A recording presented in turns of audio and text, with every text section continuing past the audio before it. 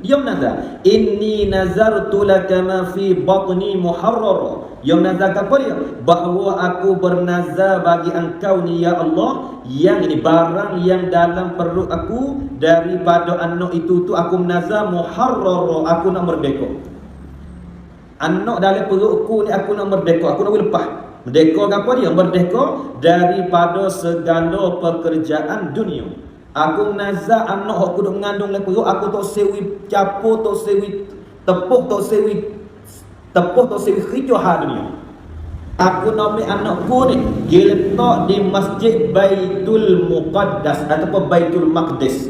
Tu dia nak jaga jadi tok siap. Jadi khatam, jadi orang jaga masjid, awak kebersihan masjid Baitul Maqdis. Yang nazar lah tu. Tu makna nazar. Payah kaedah apabila nazar ni wajib kena tunai. Dia tak tunai kelekat pada zimmah. Tapi setengah orang kita ni orang panggil kadang-kadang dia bertukar nazar dengan niat. Ya nazar ni nak boleh panggil nazar ni kena berlapar dengan kata nazar tu kalau bahasa Arab. Aku bernazar. Kalau bahasa Jawa juga aku menazar.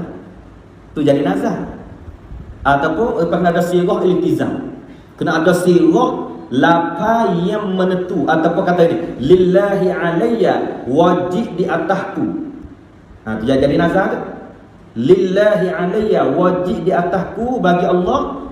Kalau anakku berjaya ataupun anakku sok lepas ataupun anakku dijepuk tahan tu jadi boleh baidam boleh baidam bukan toro tobo podok aku nak makan kambing. Jadi nazar apabila sah dengan nazar, kambing tu tadi tak sah kata kebanyak. Satu toko pun tak boleh makan lagi tu. Bukan kita seorang tak boleh makan, orang di bawah tanggungnya kita semua tak boleh makan lah pada nazar. Kalau jadi ikut nazar lebih ada dah. Tu nazar nak boleh panggil nazar tadi dengan kata lillahi alayya, wajib di atasku. Kalau gitu so ataupun aku menazar betul dah. Aku menazar kalau gitu aku nak baca yasin nak apa ataupun aku nak jamu orang makan. Tu nazar.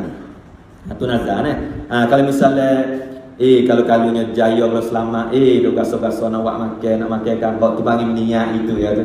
Tak panggil nazar. Tapi orang kita ni ya takut dah tu. Apa kita tanya tu email tu kata tu bila apa dah ana ni molek buat nak ke kambing atek. Kena yang molek. Ya Allah ana ni silap mulut dah. Kata kalau lepas tahan jepuk no baidam dia kata nak makan kambing lah ada kira tu. Nazar ke tak nazar apa tapi dia tu niat gitulah. Dia niat dah lain. Jadi hari itu boleh makan tak itu jelah. Tapi panggil nazar tak. Tapi setengah ulama cuma dia kata walaupun tak sebut mentah-mentah nazar apa ada panggil ada syibih nazar. Ada syibih.